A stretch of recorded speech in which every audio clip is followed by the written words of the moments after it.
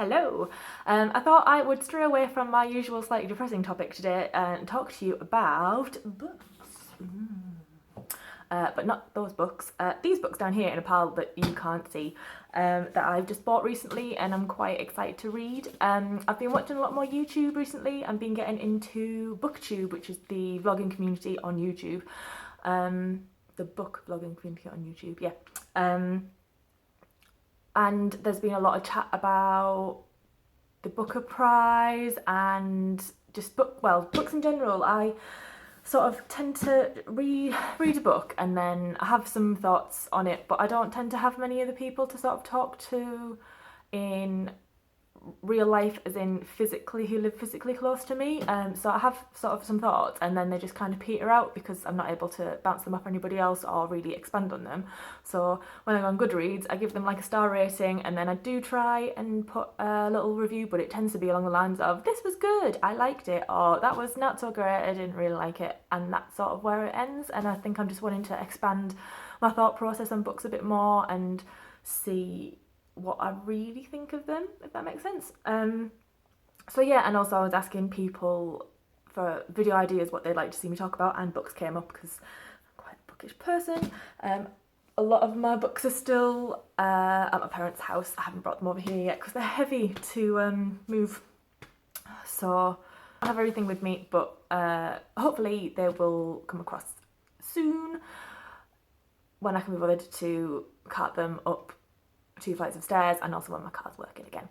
So anyway, the books that I've bought recently, some of them are influenced by what I've been watching, especially Man Booker related, because I do read some of the Man Booker novels, just I don't religiously do it, it's just if there's something that catches my eye. So yeah, I've made a big commitment with this big book that I've bought, which is A Little Life by Hanya, Yahagihara. Is that how we pronounce that?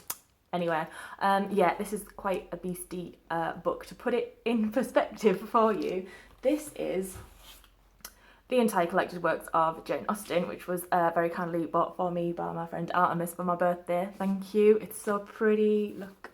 Oh, so nice. So yeah, entire collected works of Jane Austen, A Little Life. Not that much difference really. Not that much difference. So yeah, I think A Little Life comes in at about 700 pages. So yeah, big commitment. Apparently it is quite a harrowing read. It deals with quite a lot of dark subject matter. It basically follows the life of 4 men. They're leaving university / college at the start of the book, and then it's just basically about their lives, their relationships with each other. Yeah, and there's some quite dark stuff going on, but the people that I know that I've read it have said that it is really engrossing, and it's if you are willing to sort of read about that sort of stuff, then it's worth it. So I thought I haven't really read anything like that for quite a long time, and also maybe choosing such a huge book was not the best way to start getting back into it, but it's done now, so there's that one. Another one that I've got is Silence is Goldfish. Silence is Goldfish by Annabel Pitcher. I've read My Sister Lives on the Mantelpiece, which was also by her, and I absolutely loved it. I listened to it on audiobook first, which is narrated by David Tennant, and it was brilliant. I would definitely recommend that as an audiobook. His narration is super. Yeah, that is a lot about like life and loss, but it's told from a young child's perspective, like young teenager's perspective, and I just found it really believable and very touching emotionally. It's really good, so go check that one out. So I haven't read Ketchup Clouds, which is also by her. I read the blurb, I didn't really fancy it. However, this one, it's quite ambiguous, so I might just read you the blurb because I probably won't be able to explain what it's about, but I do this a lot. I'm like, oh, I don't really know what it's about, definitely gonna read it. Idiot. So yeah, my name is Tess Turner. At least that's what I've always been told. I have a voice, but it isn't mine. It used to say things so I'd fit in, to please my parents, to please my teachers. It used to tell the universe I was something I wasn't. It lied. It never occurred to me that everyone else was lying too, but the words that really hurt weren't the lies. It was 617 words of truth that turned my world upside down. Words scare me, the lies and the truth, so I decided to stop using them. I am Pluto, silent, inaccessible, billions of miles away from everything I thought I knew.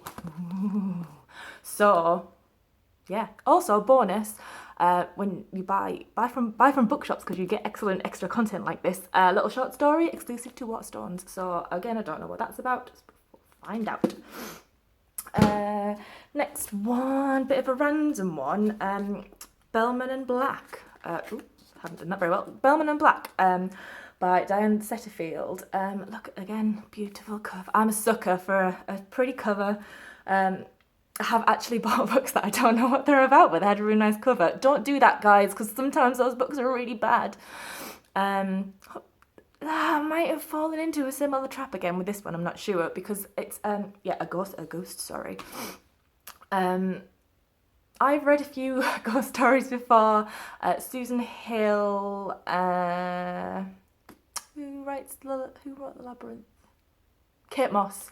Yeah, and I'm always a bit disappointed with them. I don't know. I tend to just find them a bit boring, but it sounds quite intriguing. So yeah, and if not, it's pretty on the shelf, isn't it? So we'll see how I get on with that one. And then finally, little paperback this time, Queen of the Tealing by Erika Johansen. I've been reading the Throne of Glass series. I've read the first 2 books and I've started the 3rd one, but I think because I did them like all one after the other, and I think I just tired myself out of it a little bit, so I've stopped that for a little while. I just couldn't get into it. The world's changed quite a lot. I have been talking to one of my friends about this because she loves the series, and same person who bought Jane Austen, she's very awesome. So yeah, she said give it, try again, so I'll give it a break, try again, but this will fill my little sort of YA gap that is left by that. I used to be a massive fan of YA, and now I sort of dip in and out because I don't connect with a lot of it anymore because I'm not a young adult anymore, I'm an older adult now. But there's certain ones that still I'm like, oh, it sounds so cool, I'm just going to do it. So yeah, this is very typical YA-ish sort of dystopian future, regress society. Someone goes to take her rightful place as queen but kind of has to fight for it, and yeah, it's just going to be a nice, easy, like, not fluffy read, but like just a relax, and I'll just whiz through this, hopefully. Yeah, this is the first of a series. The next one's The Invasion of the Tealing, which is out, but I think it's only out in hardback at the moment. So I never know what I feel about series, because if it's good, then that's great because you get to read more, but then sometimes they drag on and on and on. Looking at you, Song of Ice and Fire, and it's just not satisfying. So we'll see. At least the next one's out already, so we'll see how that goes.